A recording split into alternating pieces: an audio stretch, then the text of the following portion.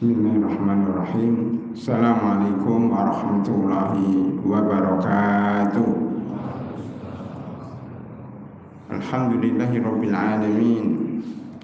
Wassalatu wassalamu ala asyrafil anbiya'i wal mursalin wa ala alihi wa sahbihi wat tabi'ina lahum bi ihsanin ila yaumiddin.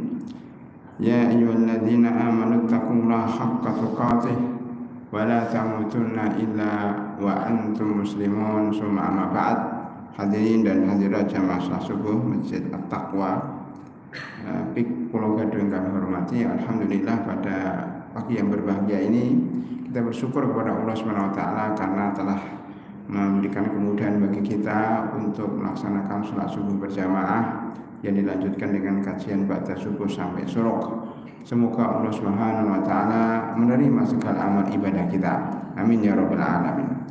Pada hadirin rahimakumullah, pada kesempatan pagi hari ini, mulai hari ini kita akan membahas secara rutin sebuah buku yang berjudul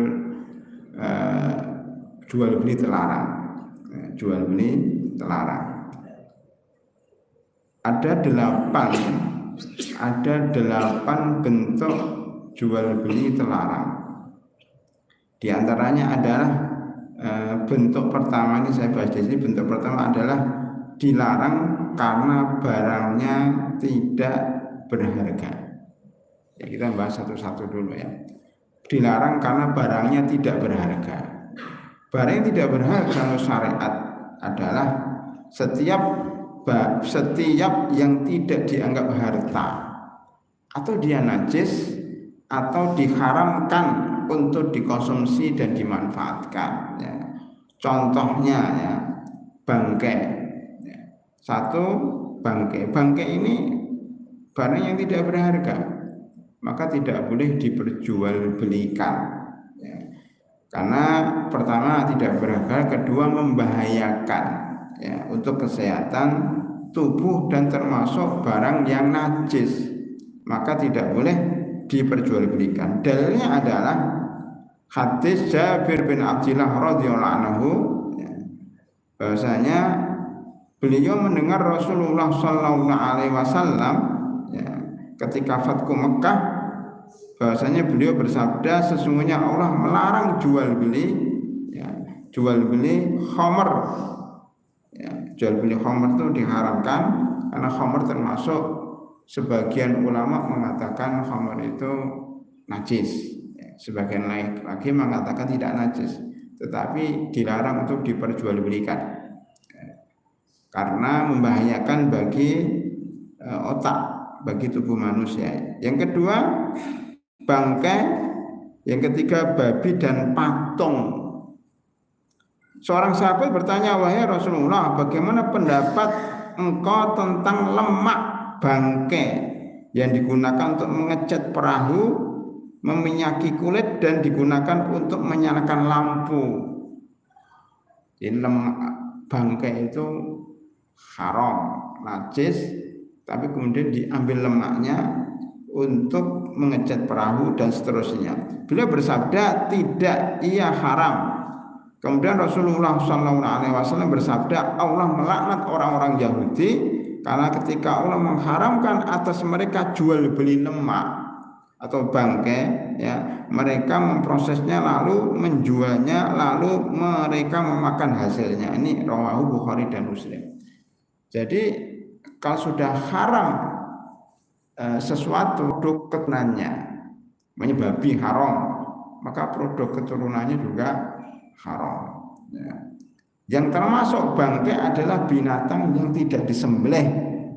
Jadi bangkai itu binatang yang disembelih tidak sesuai dengan syariat ya. Kemarin banyak bertanya tentang bagaimana hukum menyembelih hewan kurban yang terputus kepalanya. Itu banyak itu. Terakhir ada panitia di sebuah masjid, itu sapi nggak mati-mati ya. Kemudian dikapaklah itu kepalanya sampai putus ya. Salah satu panitia bertanya kepada saya, bagaimana ini Ustaz ya, saya bilang kalau 4 uratnya sudah terputus, ya di dalam hewan itu ada 4 urat. Ada urat saluran darah, urat saluran makanan, dan urat saluran nafas. Itu kalau terputus maka sah, walaupun hewannya masih gerak-gerak. Jadi gerak-gerak itu bukan berarti masih hidup. Itu karena hasil atau akibat dari penyemburan darah sehingga kejang-kejang, padahal dia sudah mati. Maka tidak perlu, kalau sudah terputus 4 urat itu, tidak perlu kemudian diputus lehernya. Tidak perlu diputus lehernya. Lah bagaimana hukum menyembelih hewan yang terputus lehernya? Pertama, secara umum, walaupun sebagian kecil ulama mengatakan tidak sah, tetapi secara umum itu ulama mengatakan itu sah. Ya, terputus lehernya itu sah, tetapi yang berbuat terkena dosa. Kenapa dosa? Karena dia berbuat berlebihan. Dia melampaui batas, tidak sesuai dengan sunnah, ya. Melampaui batas, menyiksa hewan, dipakai kapak itu orang Indonesia dan di sekitar Bekasi sini, ya. Padahal katanya itu tim penyembelihan yang sesuai dengan syariat, tapi realitanya seperti itu. Nah, itu bangkai itu sesuatu yang tidak disembelih menurut syariat, ya. Atau yang mati karena jatuh dari tempat tinggi, tertanduk, ketabrak, dan lain-lainnya. Dulu saya pernah tinggal di Jakarta Timur, ya.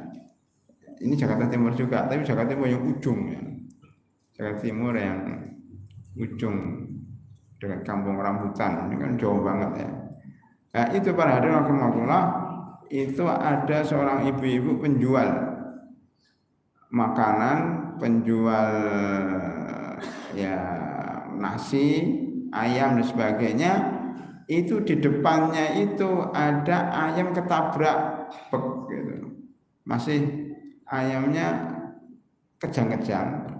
Bahkan saya dengar bukan hanya kejang, kalau ayam ketabrak kejang-kejang belum mati, diambil dan disembelih itu masih halal.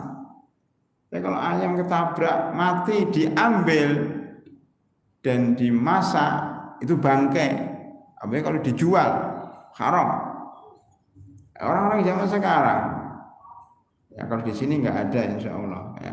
Zaman sekarang itu kalau yang penting itu nyari fulus, ya. Segala sesuatu itu kata mereka kullu syai'in muta'alliqun bil fulus, ya. Segala sesuatu itu tergantung pada fulus. Bidunil fulus manfus, tanpa fulus manfus kata orang-orang sekarang. Jadi mereka menggantungkan pada fulus uang. Ta'isa abdud dinar wa ta'isa abdud dirham. Itu kata Rasulullah SAW. Sungguh celaka orang yang menghambakan diri pada dinar dan dirham, pada uang. Dan sekarang terjadi pada zaman sekarang, banyak orang menyembah, memang nggak menyembah berhala, nggak menyembah patung, tapi menyembah uang. Uang itu dicari bagaimana caranya, walaupun sikut kanan sikut kiri, ya, pakai uang haram dan seterusnya, baik dari paling atas sampai paling bawah, ya, pejabat paling atas sampai paling bawah tidak peduli, pokoknya bagaimana ada uang diembat, dikira ya sabu annama lahu akhladah dalam surat Humazah, menganggap bahwa uangnya itu bisa membuat dia abadi, hidup abadi. Padahal uang itu kalau disimpan itu akan, kalau dia mati akan dinikmati ahli warisnya. Oleh karena itu pada hadirin rahimakumullah, untuk menghindari dari sesuatu yang haram itu salah satunya punya akidah dan keyakinan bahwa hidup ini sekedarnya. Hidup ini sekedarnya. Yang penting kita sehat, yang penting kita aman, yang penting kita bisa makan sehari. Sebagaimana sabda Rasulullah sallallahu alaihi wasallam, "Man asbaha minkum mu'afan fi jasadihi, barang siapa di antara kalian yang bangun tidur sehat wal afiat, kemudian aminan fi sirbihi, aman di rumahnya, tidak ada perang, tidak ada gempa, ya. Wa wajada quta yaumihi, dan mendapatkan makanan hari itu, faka'annama hizat lahu dunya bihadafiriha, seakan dia telah diberikan oleh Allah dunia dan seluruh isinya. Jadi isi dunia cuma 3, sehat, aman, dan makan. Makan pun 1 piring saja atau setengah piring, cukup. Tapi kalau punya keinginan lebih daripada itu sudah berlebihan, sehingga akhirnya makan semua barang yang haram. Termasuk kalau rakyat kecil biasanya ya tadi, bangkai diambil, dimasak, dimakan. Ya ada bakso, dia diambil dari daging tikus, ya kemudian macam-macam lah. Kita tidak bisa membayangkan pisang itu diberi obat sehingga matangnya cepat, padahal pisangnya mentah, diberi obat langsung matang. Dan banyak hal yang sebenarnya tidak jujur, ya zaman sekarang. Ada yang tingkat rendah, tingkat tinggi lebih daripada itu. Ini sekedar cerita yang pernah saya dapatkan. Jadi tadi yang namanya bangkai itu adalah semua binatang yang tidak disembelih dengan syar'i atau jatuh di tempat yang tinggi atau tertabrak, tertanduk dan lain sebagainya. Allah Subhanahu wa taala berfirman dalam surah Al-Maidah, ya, ayat 3. Ya, khurimat alaikumul maitatu wad-damu wa lahmul khinzir wa ma uhilla lighairi llahi. Sebenarnya para hadirin, di dalam Al-Qur'an cuma 4 ya makanan yang diharamkan itu, ya. Khurimat alaikumul maitatu wad-damu wa lahmul khinzir wa ma uhilla bihi wa ma uhilla lighairi llahi. Ada beberapa ayat Al-Maidah ayat 3, Al-Baqarah 173, kemudian surat An-Nahl ada beberapa tempat yang isinya hampir sama, yaitu diharamkan untuk makan bangkai, darah yang mengalir, kemudian daging babi, serta apa-apa yang dipersembahkan kepada selain Allah ketika menyembelihnya. Jadi ketika menyembelihnya. Kemudian di sini dalam Maidah diterangkan tambahannya bangkai itu apa saja? Wal munkhaniqatu wal mauqudatu wal mutaraddiyatu wan natihatu wa ma akalas sabu. Ya. Bangkai itu diantaranya munkhaniqatu, yang tercekik, ya, yang tercekik, yang dipukul, al mauqudatu wal mutaraddiyatu, yang jatuh, wan natihatu, yang tertanduk, wa ma akalas sabu, yang dimakan binatang buas. Binatang buas itu makan ditinggal. Anjing makan ayam, serigala makan ayam terus ditinggal, itu bangkai. Illa ma dzakkaitum. Ada satu lagi, kecuali yang engkau ambil dalam keadaan sakaratul maut, belum mati, kejang-kejang, kemudian kamu sembelih, maka itu dibolehkan. Wa ma dzubiha 'alan nusubi, dan yang disembelih untuk berhala itu tidak boleh. Jadi rahimakumullah, termasuk dalam bangkai adalah apa yang dipotong dari hewan dalam keadaan hidup. Kalau kita ada kambing, kita potong kakinya, nah itu bangkai. Segala sesuatu yang dipotong dari hewan dalam keadaan hidup, maka itu bangkai. Telinga dipotong, ya, motong telinga dari burung atau dari kambing, maka telinga itu bangkai. Termasuk kita juga ini, kalau dipotong ininya kemudian itu bangkai. Dalam keadaan hidup orang itu atau binatang itu disebut bangkai. Kecuali anggota tubuh yang tidak punya rasa. Kayak apa? Kayak rambut dipotong, maka rambut bukan bangkai dan bukan najis, karena dia nggak punya rasa, nggak ada sarafnya. Kuku kita potong, nggak ada sarafnya. Nah itu yang bukan bangkai. Ada rahimakumullah, di dalam hadis Al-Waqid Al-Laisi bahwasanya Rasulullah sallallahu alaihi wasallam bersabda, ma quti'a minal bahimati wa hiya hayyatun fahuwa maitah. Apa-apa yang dipotong dari binatang hidup maka dia adalah bangkai. Tadi rahimakumullah, ini kalau rambut, tanduk, tulang ya itu bukan bangkai ya. Kemudian adapun kulit, nah sekarang gini, kulit tadi saya sampaikan dulu bahwa rambut, tanduk, tulang ya itu boleh diperjualbelikan. Kenapa? Karena tadi ketika dipotong tidak merasa sakit, nggak ada saraf. Adapun kulit dari bangkai, nah ini penting, kulit dari bangkai jika dibersihkan dan disamak itu berarti bukan kulit binatang korban ya. Kalau kulit binatang korban jelas boleh ya dipakai untuk sajadah, untuk karpet, untuk baju zaman dahulu seperti itu. Tapi ini adalah kulit dari binatang yang ketabrak dari bangkai ya. Ada kambing ketabrak mobil mati, kan nggak boleh dagingnya dimakan, tapi kulitnya boleh diambil, tapi harus disamak. Disamak itu dibersihkan secara khusus, kalau nggak salah sampai ada 3-5 langkah ya. Di antaranya direndam di dalam air, diberi obat-obatan dan sebagainya sehingga kotorannya hilang sampai dikeringkan. Yaitu ada khusus caranya disamak. Maka boleh diperjualbelikan. Jadi kulit bangkai jika dibersihkan dan disamak maka boleh diperjualbelikan. Kalau tidak disamak tidak boleh. Ya.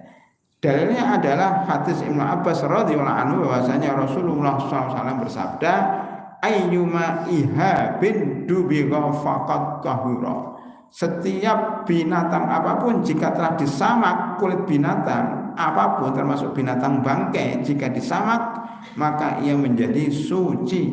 Hadis riwayat Imam Muslim. Hadis rahimahullah. Jadi yang enggak boleh tadi nomor pertama ada 8 jual beli yang diharamkan. Salah satunya nomor 1 adalah segala sesuatu yang najis atau tidak bermanfaat atau diharamkan dalam Islam.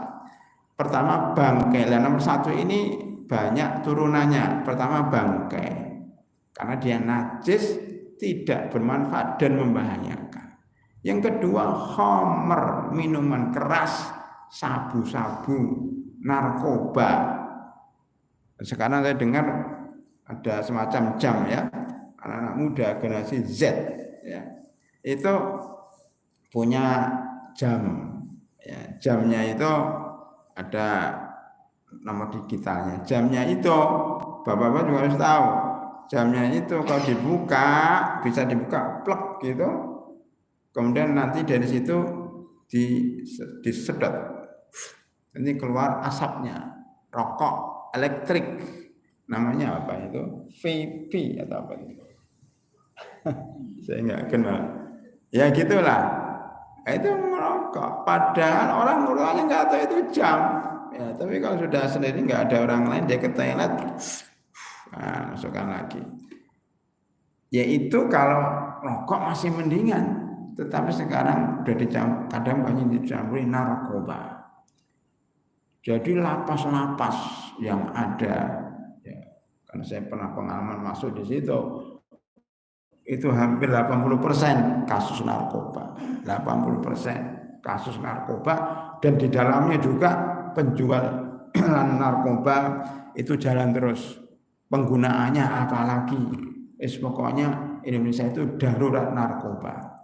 Belum nanti aparat-aparatnya terlibat, ada loh itu satgas narkoba malah masuk penjara, satgas ya, artinya oknum polisi yang ditugaskan untuk memberantas justru malah ngambil dan memperjualbelikan, bahkan menggunakan. Ada 2 polisi minimal yang masuk di situ. Itu yang tingkat rendah Pak, belum tingkat atas ya. Ada dulu seorang tokoh Polda itu juga kena. Itu sudah merusak generasi muda, merusak generasi tua juga ya, karena fulus, ya, karena di balik narkoba itu banyak fulusnya. Makanya dari situ Pak tadi hubbud dunya ra'su kulli khati'atin. Cinta dunia adalah pangkal dari segala kerusakan. Termasuk di Indonesia ini. Kalau sudah cinta dunia berlebihan, itu membuat dia tadi merusak segala hal, jual beli dengan sesuatu yang haram, menggunakan hal yang haram, termasuk narkoba, darurat narkoba. Bahkan sekarang narkoba itu masuk bukan hanya di jam tadi, permen. Jadi anak-anak kita harus hati-hati yang sekolah di sekolah-sekolah umum dari SD, SMP, di luar itu pergaulan bebas itu. Nanti ada yang beri permen. Nah, permennya itu kalau dibuka kayak permen karet itu dibuka, kalau dimakan itu narkoba. Ya. Jadi kalau udah makan itu ketagihan. Kan bahaya banget ya. Hadirin rahimakumullah. Itu minuman keras. Ya, kita membahas sedikit minuman keras karena kita sedang membahas larangan menjual khamar. Jadi khamar itu diharamkan untuk diperjualbelikan karena pertama najis menurut sebagian ulama, dan yang kedua merusak anggota tubuh, merusak otak. Ya. Kemudian di sini menyinggung dikit rokok. Rokok ini walaupun bukan narkoba, tapi sebagian ulama, supaya saya jujur, sebagian ulama mengharamkan, sebagian yang lain memakruhkan. Yang mengatakan mubah belum mendengar. Itu putusan Majelis Ulama Indonesia beberapa tahun yang lalu, yang mereka berfatwa bahwa rokok itu haram, ya, terutama organisasi Muhammadiyah terutama, ya. Yang lainnya sebagian mengatakan makruh, ya. Haram karena berdasarkan dokter, kajian-kajian para dokter, ya, bahwa itu membahayakan paru-paru dan seterusnya, ya. Kemudian termasuk pabrik rokok sendiri, ya, itu ngakui bahwa rokok itu membahayakan, rokok itu membunuhmu, ditulis itu kan, rokok itu membunuhmu, rokok itu membahayakan janin, makan kesehatan macam-macam. Maka yang ngerokok itu biasanya nggak baca itu, karena membaca dia nggak beli. Hadirin rahimakumullah, sebagian tidak mengharamkan tapi memakruhkan, ya, banyak sebabnya, diantaranya karena memang dia hidupnya tergantung pada pabrik rokok, ya, kadang diberikan donasi dari pabrik rokok dan seterusnya, banyak faktor.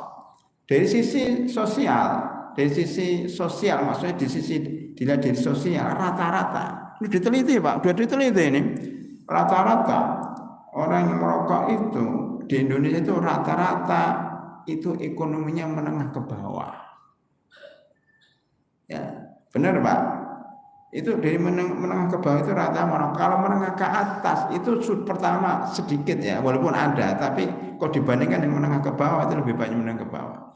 Kenapa? Karena menengah ke atas itu pertama tahu ilmunya itu membahayakan.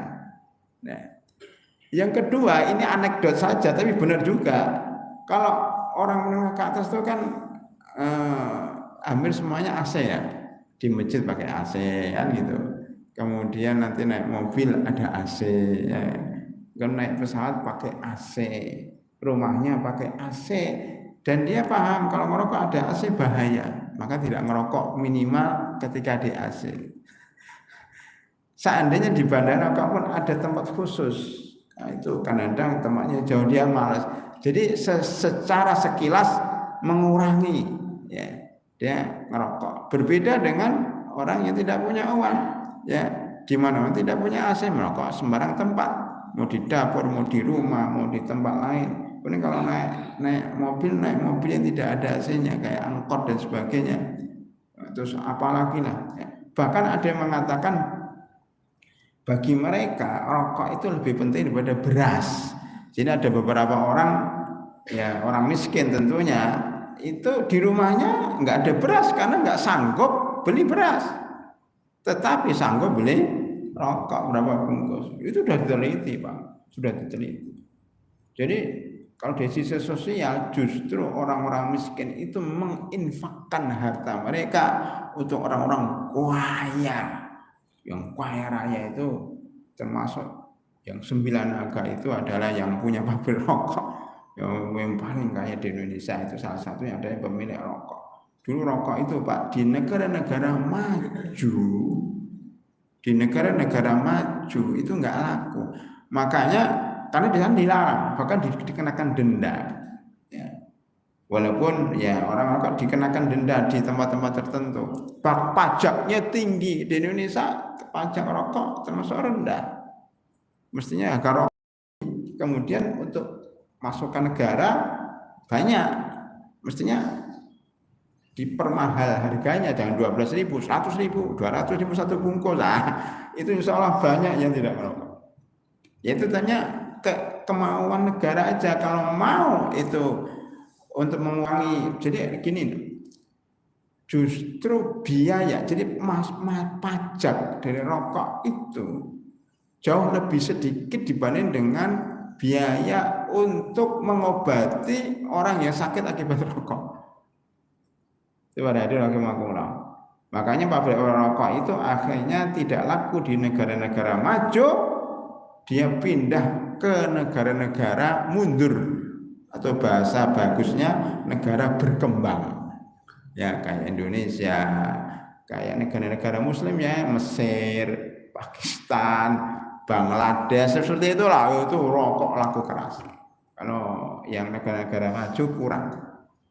Nah, dalam Islam pun demikian. Kita tadi bicara khamr ya, rokok memang nggak termasuk karena masih khilaf, tapi bahannya sebenarnya hampir sama. Hadirin rahimakumullah ya.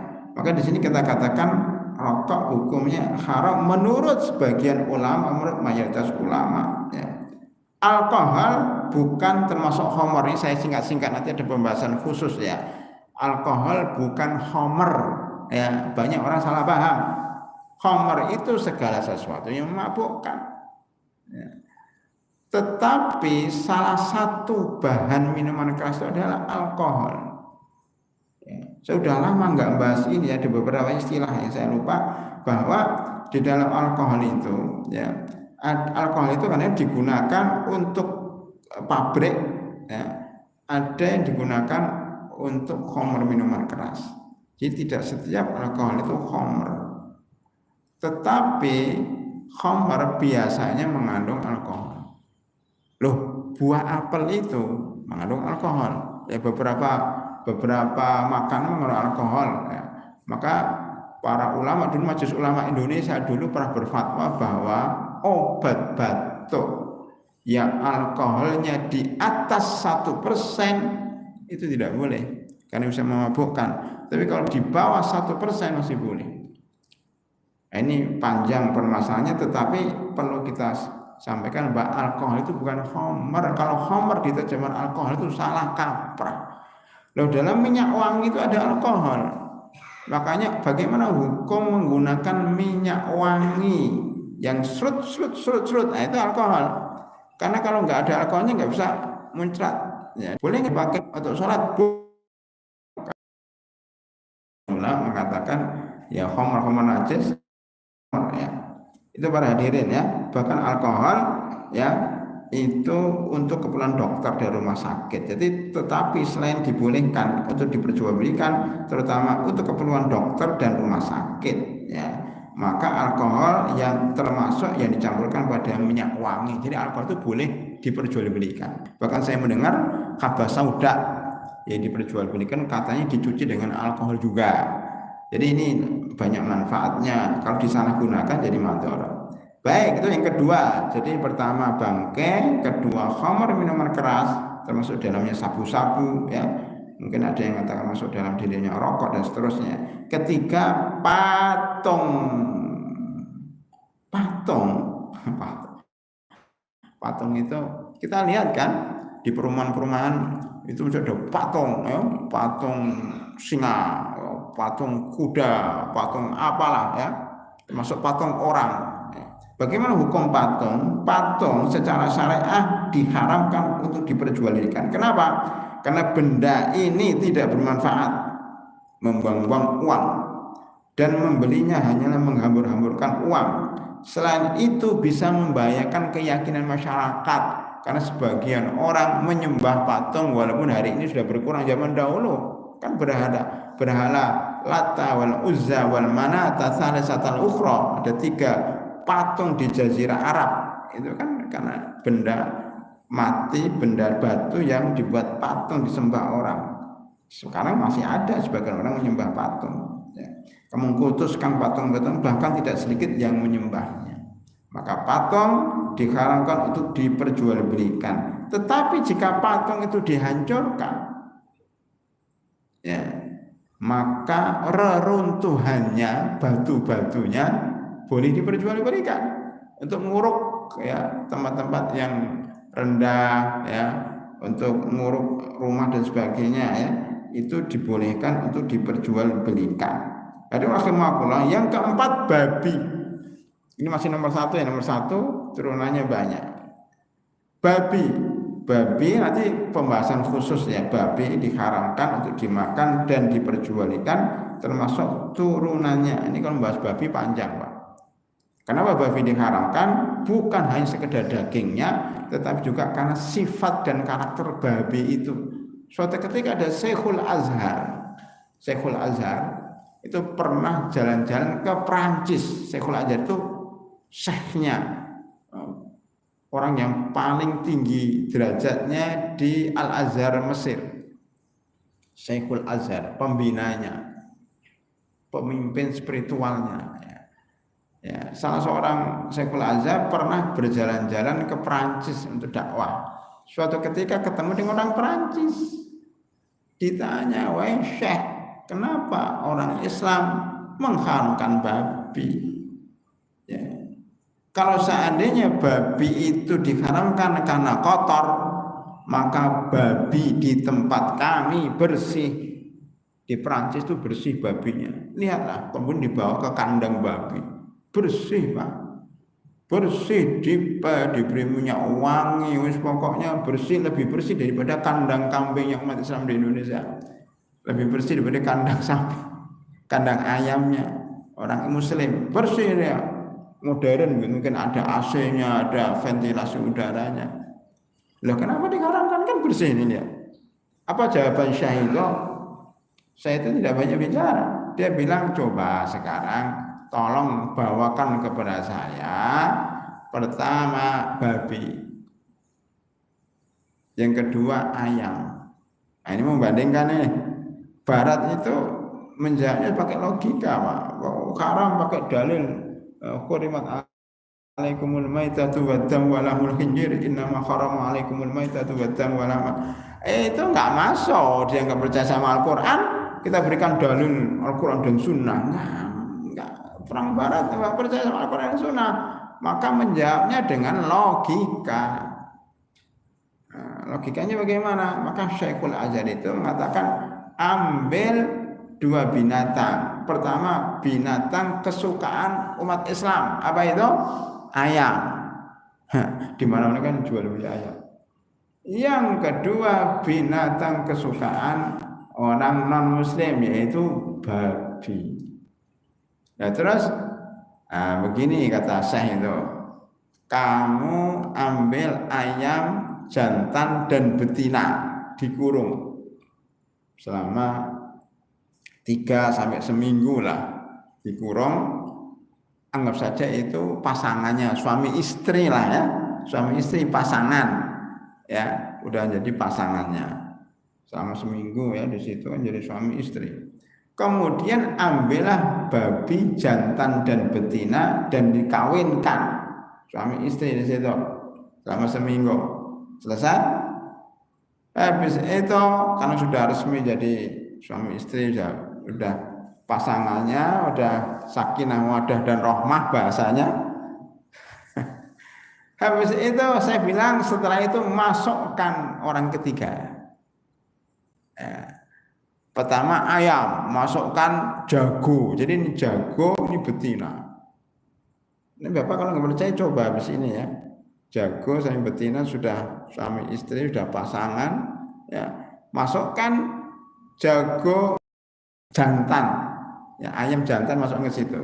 Jadi satu kandang yang kecil itu ada 2 jago, 1 betina. Apa yang terjadi? Perang, jedar. Pokoknya kamu mati atau saya mati. Kenapa? Ini istriku. Ya, ini betinaku. Kamu jangan macam-macam. Kamu mati atau saya mati. Oh, sampai perang sampai salah satunya mati. Umat Islam seperti itu, Pak. Kalau bertahan rumah tanya istrinya sampai mati, tidak ada laki-laki lain. Wah, ini istri saya kok digoncengin suami lain, goncengan sama laki-laki lain, bahkan tidur sama laki-laki lain, nggak mungkin. Karena apa? Makanannya ayam. Jadi dia punya rasa cemburu yang begitu besar. Istrinya di bawah laki-laki lain nggak boleh. Giliran babi,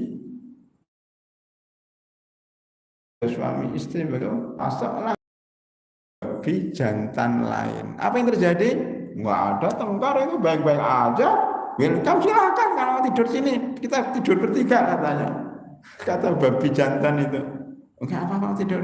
Kalau perlu silakan tidur sama istriku. Saya tak ada di sampingnya. Wah, jadi babi itu rukun, ya 2 jantan ini rukun, ya berdua, yang situ ada babi betina 1, enggak masalah. Jadi rasa cemburunya itu enggak ada babi itu. Istrinya mau betinanya mau digaulin laki-laki lain atau babi. Kata sahnya itu lah ini, karena gara-gara kalian sering makan babi, maka kalian tidak marah kalau istri kalian dibawa laki-laki lain. Iya, Syekh, bener itu katanya. Jadi orang Perancis itu baru paham kenapa babi itu dilarang untuk dimakan orang Muslim, karena salah satunya punya sifat tidak punya cemburu. Ya, betinanya diambil, jantan orang lain juga biasa aja. Itu yang terjadi di Perancis. Adapun orang Islam makanannya adalah ayam. Sehingga ya alhamdulillah ya sampai sekarang baik-baik saja, dan ayam itu makanan surga, unggas ya. Walah mitairin mimma yastahun, dalam surah Al-Waqiah, makanan ahli surga adalah makanan burung, daging burung. Karena babi itu Pak ya, babi ini panjang banget, nanti ada turunan-turunannya, ada lemaknya, ada tulangnya. Yang menarik sebagai ujian dari Allah Subhanahu wa taala, babi ini kemudian mirip dengan manusia, Pak. Apa namanya, struktur tubuhnya itu. Jadi tulangnya, kalau patah tulang itu yang paling cocok dengan tulang manusia ada tulang babi. Ya. Kemudian nanti banyak hal. Saya pernah ditelepon salah satu murid saya di Riau. Ya. Beliau mengatakan bapaknya ini udah dalam kondisi sakit parah, mau dioperasi oleh dokter, tapi dokter itu masih baik. Dia menawarkan, Pak, ada obat yang manjur untuk kesembuhan bapak, tetapi terbuat dari babi. Ada 2 obat nggak manjur, obat nggak manjur, tapi tidak dari babi halal.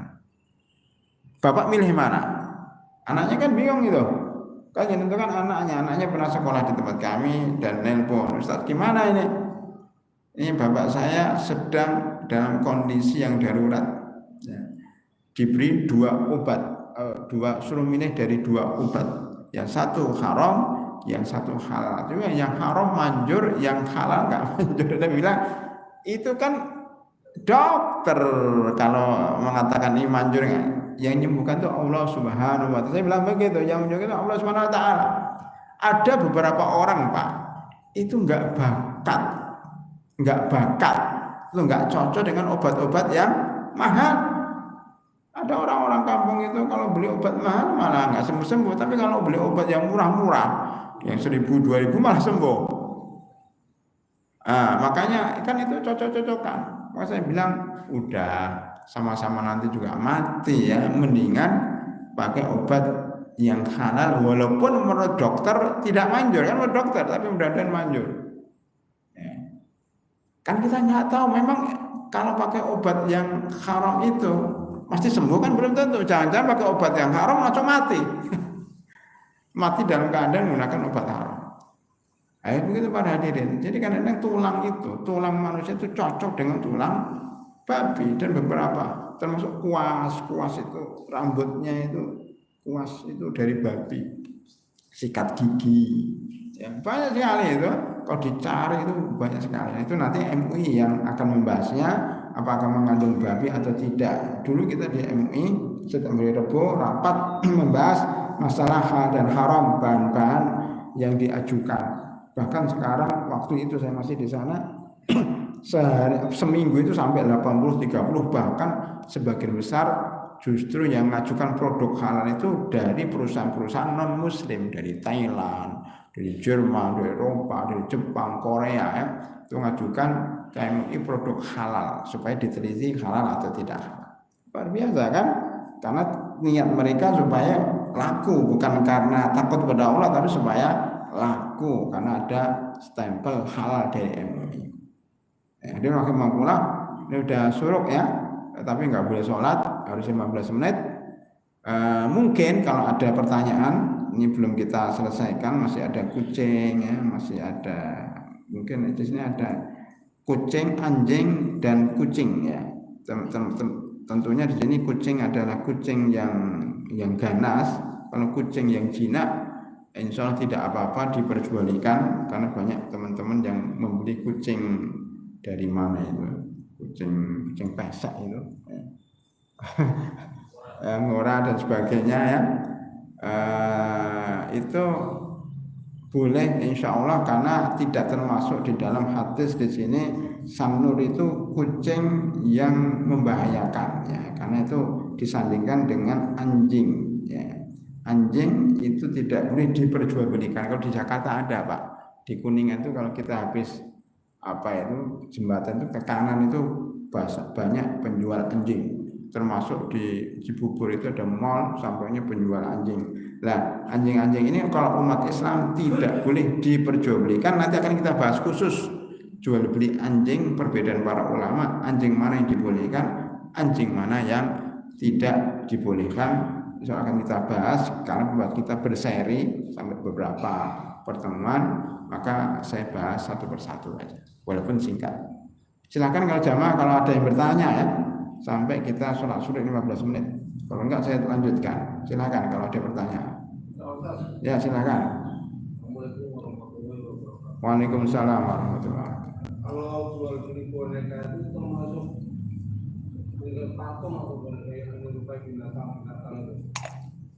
Boneka, para ulama, saya pernah bertanya boneka ini kepada salah seorang ulama fikih di Medina. Karena dulu saya pernah sekolah di Medina dan pernah bertanya kepada seorang syekh, namanya Syekh Muhammad Sengkiti, ulama besar yang ahli fikih di Arab sana di Medina. Beliau mengatakan begini, boneka itu sebenarnya seperti ya seakan-akan dia menyerupai ciptaan Allah, ya kan, kayak manusia. Tetapi pada zaman Nabi Muhammad SAW ya, itu dikecualikan, gitu. Karena boneka itu sudah ada pada zaman Nabi Muhammad SAW untuk anak-anak kecil, ya, itu permainan anak kecil. Boneka itu semisalnya. Menurut beliau boneka ini diperkecualikan, artinya boleh digunakan dan tidak termasuk sesuatu yang menandingi ciptaan Allah, tidak, karena itu diperkecualikan anak-anak kecil. Makanya menjual boneka dari situ berarti dibolehkan karena dikecualikan. Kalau menjual patung itu nggak boleh. Ya, kalau boneka dibolehkan karena untuk anak-anak. Itu jawaban beliau seperti itu. Ini ulama yang saya kenal, dikecualikan karena pada zaman Nabi sudah ada dan Nabi Muhammad SAW tidak melarang. Dulu konon ya, dalam sebuah riwayat Aisyah radhiyallahu anha itu juga punya boneka waktu kecilnya, itu Aisyah radhiyallahu anha dan beberapa sahabat yang lain yang waktu kecil. Itu Pak ya. Jadi dikecualikan dan dibolehkan ya, karena memang dibutuhkan. Ini dalam muamalat nanti ada yang namanya al aslu fil muamalati al ibahatu. Pada dasarnya muamalat itu dibolehkan selama tidak ada nas yang melarang. Beda dengan ibadah. Kalau ibadah al aslu fil ibadati haram. Kalau dalam ibadah itu pada dasarnya haram sampai ada dalil yang memerintahkannya. Kalau dalam muamalat pada dasarnya boleh selama tidak ada yang mengharamkan. Kalau tidak ada dalil yang mengharamkan bagi secara khusus, maka kembali kepada kebolehan. Dasarnya surat Al-Baqarah ayat 29. Walladzi khalaqalakum ma fil ardi jami'a. Dialah yang menciptakan bagi kalian seluruh apa yang di muka bumi.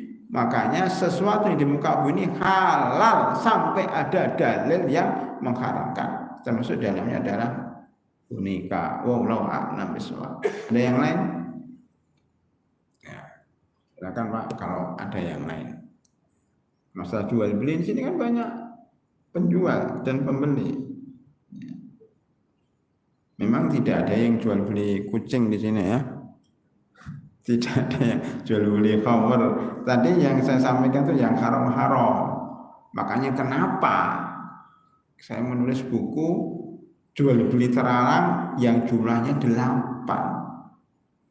Karena sebagian besar barang di dunia ini halal. Kalau kita bahas jual beli yang dibolehkan, apa yang terjadi Pak?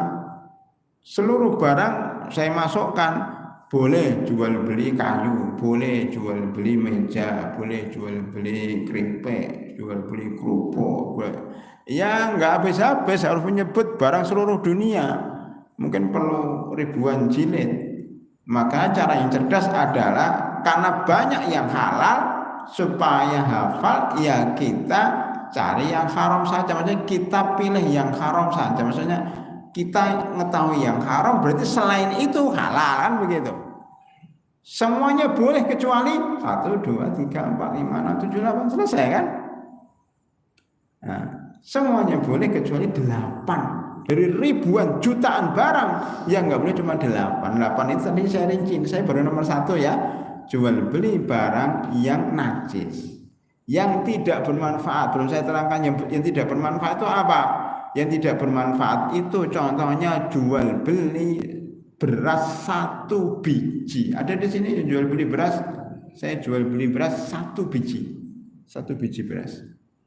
Kata orang, ngapain beli jual 1 biji? Memang 1 biji manfaatnya mau dimasak juga susah, mau dimakan juga.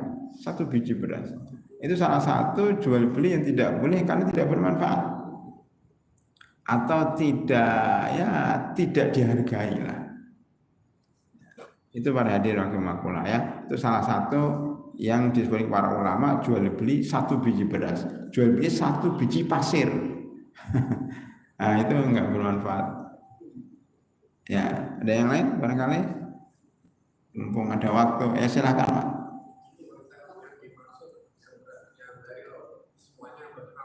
Apa? Binatang.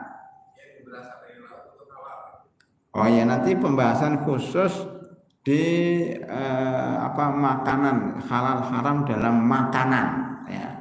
Ini kita bahas dalam buku khusus. Tapi intinya begini Pak, para ulama berbeda pendapat. Apakah semua binatang laut itu halal atau haram? Itu apa itu? Waktu untuk sholat syuruk ya. Kalau tadi syuruk, paling setelah sholat syuruk, boleh sholat syuruk ya. Ya boleh. Baik, ini terakhir Pak ya, pertanyaan terakhir. Jadi Pak, pada dasarnya ya, apa yang ada di dalam lautan itu halal. Ukhilla lakum saydul bahari wa ta'amuhu. Ya. Dihalalkan bagi kalian untuk berburu binatang laut. Itu dalam surat Al-Maidah. Jadi dihalalkan binatang laut, itu dasarnya itu Pak. Kemudian hadis Nabi Muhammad SAW dihalalkan bagi kalian 2 bangkai, itu bangkai ikan. Ya, salah satu khut yaitu ikan, kan paus bangkai itu boleh. Maka di sini para ulama mengatakan mayoritas ulama walaupun sebagian ulama mengatakan ada rinciannya. Ya, ada yang mengatakan kalau ikan itu binatang laut menyerupai binatang darat, hanya babi laut nggak boleh, anjing laut nggak boleh. Tapi sebenarnya itu hanya penamaan, Pak. Karena binatang laut itu berbeda dengan binatang darat. Binatang darat, anjing suruh ke laut mati dia kan, babi. Karena ada namanya, Allah itu menciptakan binatang laut itu namanya insang ya, insang atau semacam apalah, sehingga dia bernapas di laut. Kita aja kalau di laut mati kan. Nah, makanya seluruh yang ada di laut itu halal dengan dasar dia nggak membahayakan. Maka bapak-bapak yang kena kolesterol, kena apa, jangan banyak makan binatang darat, makanlah binatang laut, termasuk ikan. Ikan air laut dan ikan air tawar beda, Pak. Gizinya lebih tinggi ikan air laut ya, walaupun rasanya kurang sedap, lebih enak air tawar, tapi air laut itu ikan-ikannya luar biasa gizinya. Maka seluruh yang ada di laut itu manfaat, termasuk bangkai. Ya, makanya kita ada orang yang ngambil ikan pakai bom blang kan bangkai itu, atau dipanah atau di apa, diracun kan bangkai itu. Tidak mesti bahkan dipancing mati kan itu. Halal. Subhanallah.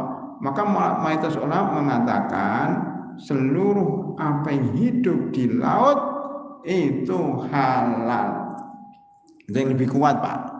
Apapun bentuknya, ada anjing laut, ada babi laut, ada kuda laut, apapun namanya, tapi sebenarnya itu adalah ikan, tapi dengan berbagai bentuknya, hanya mirip saja. Itu ringkasannya, Pak. Nanti kita kalau memang ada waktu, ada buku khusus hal haram di dalam makanan, salah satunya binatang laut, dan itu boleh diperjualbelikan. Ya, walaupun nanti membahas masalah cumi-cumi, masalah kerang, masalah apalah. Tapi itu, Pak, ya, jawabannya sementara semua yang ada di laut itu halal, termasuk bangkai-bangkainya juga halal karena manfaat untuk manusia dan tidak membahayakan. Wallahu a'lam bishawab. Sudah ada bel untuk sholat syuruk, maka kita tutup dan mudah-mudahan kita bisa lanjutkan pada pertemuan mendatang. Lebih kurangnya mohon maaf. Kita tutup dengan doa kafaratul majlis. Subhanakallahumma bihamdika asyhadu an la ilaha illa anta astaghfiruka wa atubu ilaik. Assalamualaikum warahmatullahi wabarakatuh.